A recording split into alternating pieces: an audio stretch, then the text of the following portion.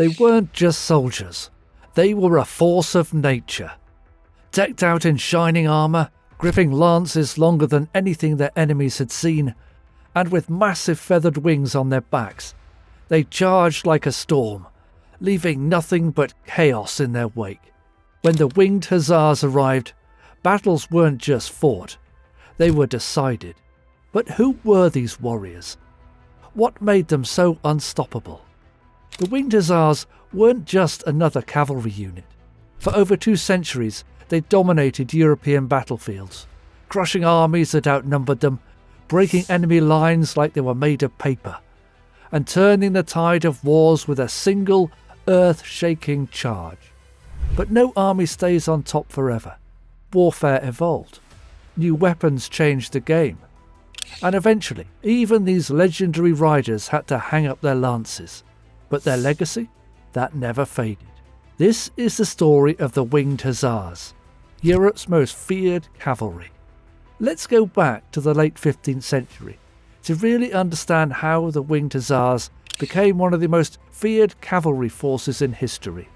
At the time, Poland and Lithuania, united under a single monarchy, were constantly surrounded by threats. The Teutonic Order to the north, the Russians to the east, the Ottomans pushing in from the south. War wasn't just a possibility, it was a fact of life. Cavalry had always played a huge role in European warfare, but Poland needed something better. Funnily enough, the first Hussars weren't even Polish.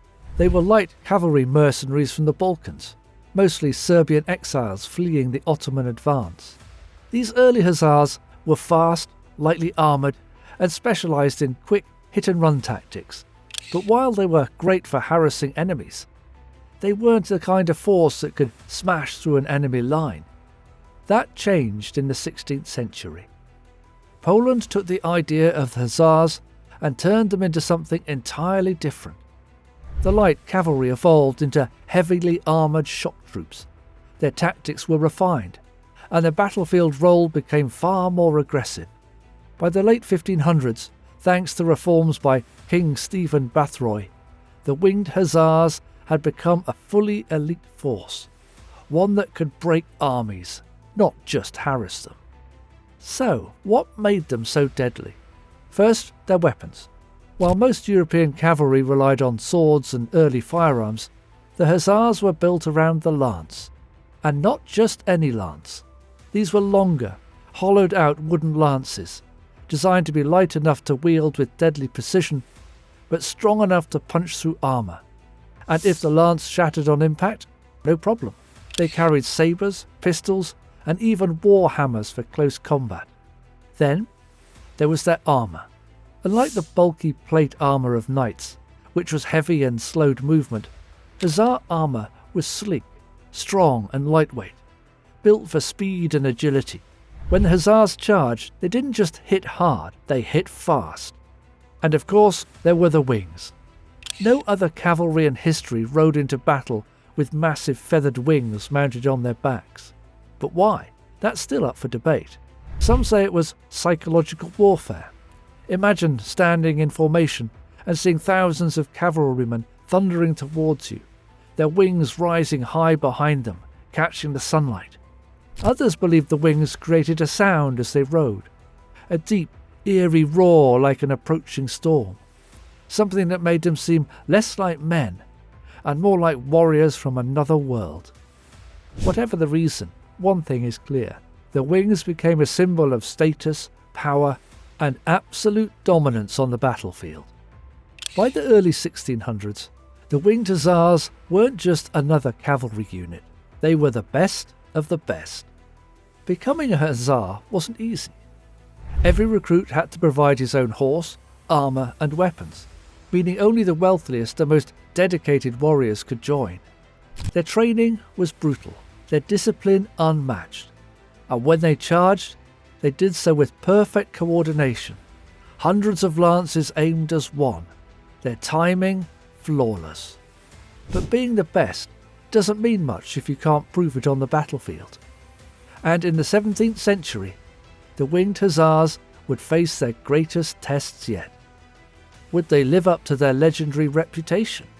or would history finally catch up to them? By the early 17th century, the Winged Hussars had become known as Poland's most feared weapon. No other cavalry force in Europe was seen as having the same power, precision, or impact on the battlefield. Battles weren't just fought when the Hussars arrived, they were decided. Their victories, especially against overwhelming odds, became legendary.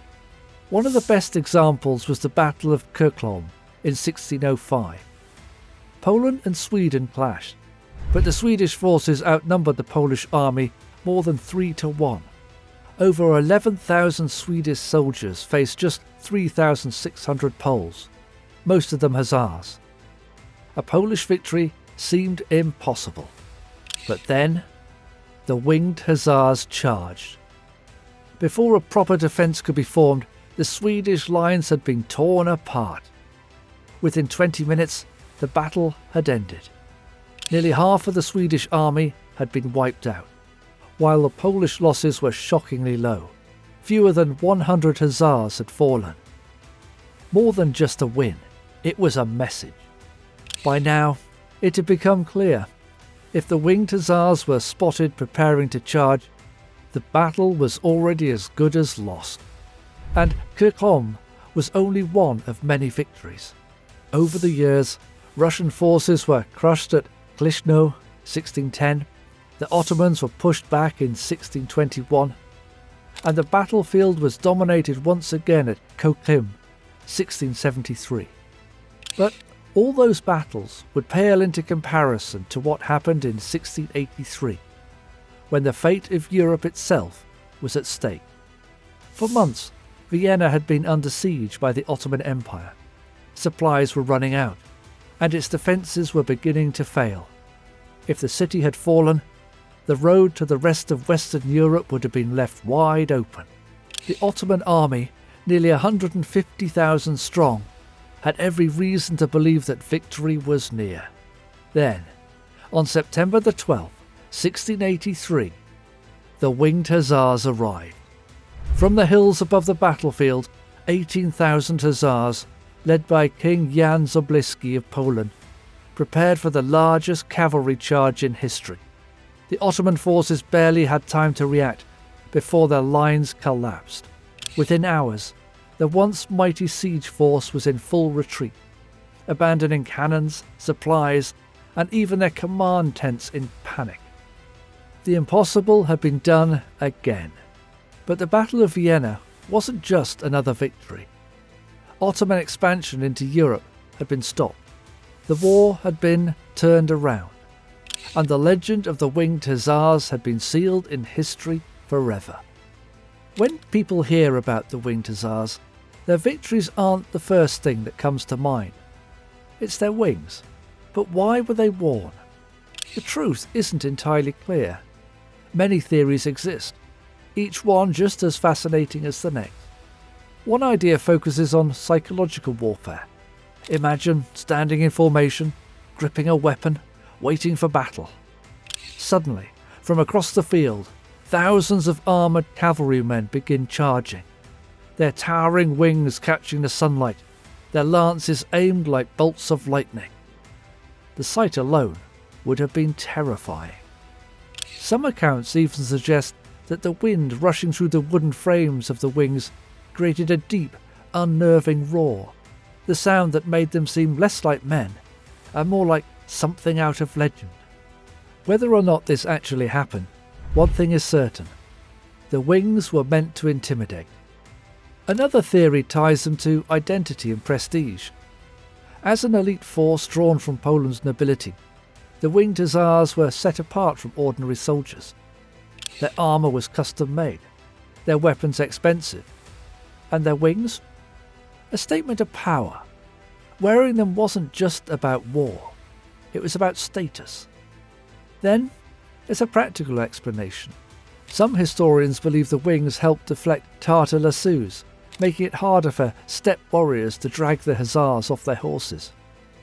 Others argue they were mostly ceremonial, worn in parades rather than in battle. Whatever the reason, the wings became inseparable from the Winged Hussars' identity. They weren't just cavalry, they were icons. And as long as their legend is told, the sound of their charge, the roar of the Winged Hussars, will never be forgotten. Over 2 centuries, Poland's enemies had been shattered by the Winged Hussars. Battles were turned around, enemy lines were broken, and victories against overwhelming odds were secured. But as history has proven time and time again, no military force, no matter how powerful, can stay on top forever. The fall of the Winged Hussars wasn't caused by a single devastating defeat. Their charges didn't suddenly stop working, nor did their skills diminish overnight. What truly defeated them was time itself. By the late 17th and early 18th centuries, warfare had begun to change. Gunpowder weapons had become more advanced and widespread. Muskets and rifles now had greater range, better accuracy, and could be fired in deadly coordinated volleys. Infantry tactics were being adjusted to take full advantage of these weapons, forming disciplined firing lines that made traditional cavalry charges far more dangerous than before. And then there was artillery. Cannons had always been a part of warfare, but by the early 1700s, their effectiveness had reached a new level.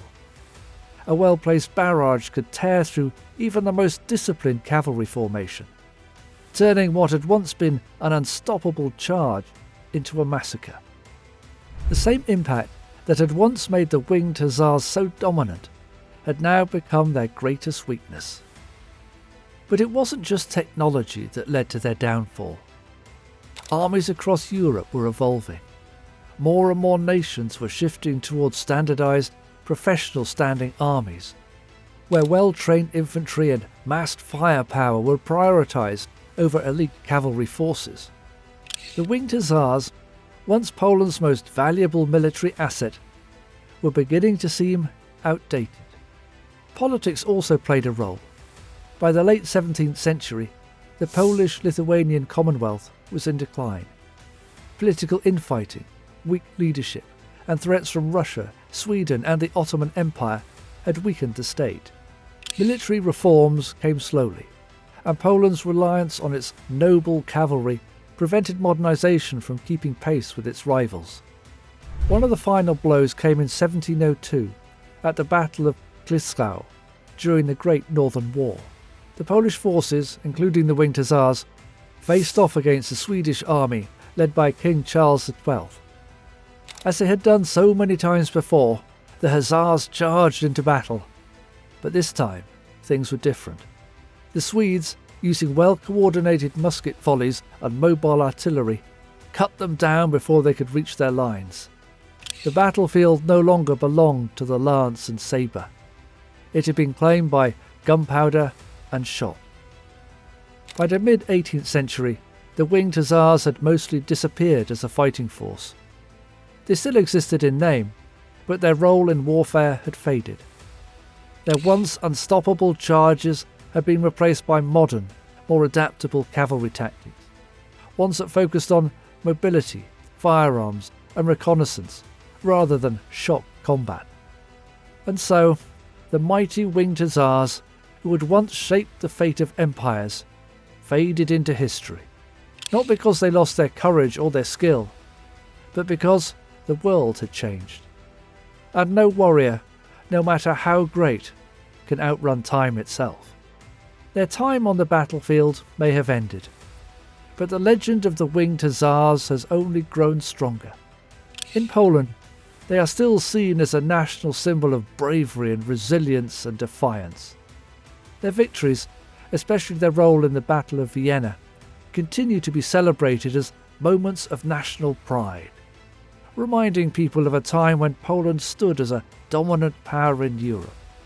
Even today, their imagery can be found everywhere, from military insignias to historical reenactments. And then there's their cultural impact. A fully armoured Winged Hussar, with towering wings extending behind him, remains one of the most recognisable images in European military history. Through historical documentaries, video games, novels and films, the Winged Hussars continue to capture the imagination of people around the world. Even in modern Poland, the Hussars aren't just seen as relics of history.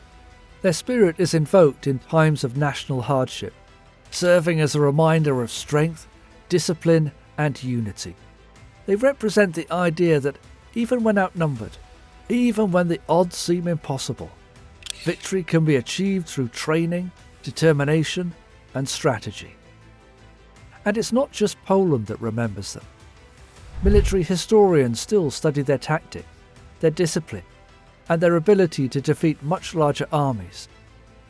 Their famous charges, like the one at Vienna in 1683, are still considered amongst the greatest cavalry manoeuvres in history. But their greatest legacy isn't just in books or museums. It lives on in the warrior spirit they represented. The Winged Hussars weren't just about winning battles.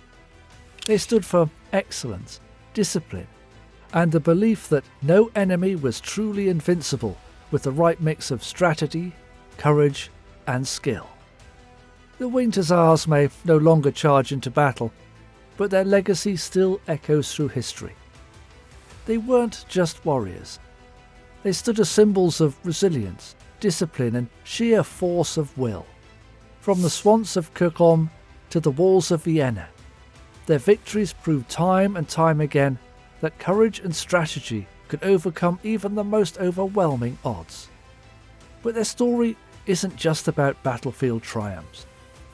It shows how military innovation can define an era, and how even the greatest warriors must eventually face the march of progress. For over 2 centuries, the Winged Hussars dominated the battlefield. But no army, no matter how fearsome, can remain unchanged forever as warfare evolves. Yet, while their time on the battlefield ended, their legend only grew stronger. Today they remain one of the most awe-inspiring cavalry forces in history, studied by military historians, honoured in Poland, and celebrated in popular culture. Their imagery, towering feathered wings, gleaming armour, and an unstoppable charge continues to captivate history lovers, strategists, and anyone who admires the art of war. But perhaps their greatest legacy lies in what they represented. The belief that no odds are too great, no enemy too strong, as long as one fights with discipline, courage, and unity. Even when the world seems against you, victory is still possible with the right strategy and the will to act. So, what do you think made the Winged Hussars so unstoppable? Was it their unmatched tactics, their sheer bravery, or was it something deeper? Something about the spirit of the men who rode into battle, carrying not just lances, but the fate of entire wars. Let us know your thoughts in the comments, and if you love stories of history's greatest warriors, don't forget to subscribe, because history isn't just about the past, it's about the lessons we carry forward. The Winged Hussars may no longer ride, but their legend, that will never fade.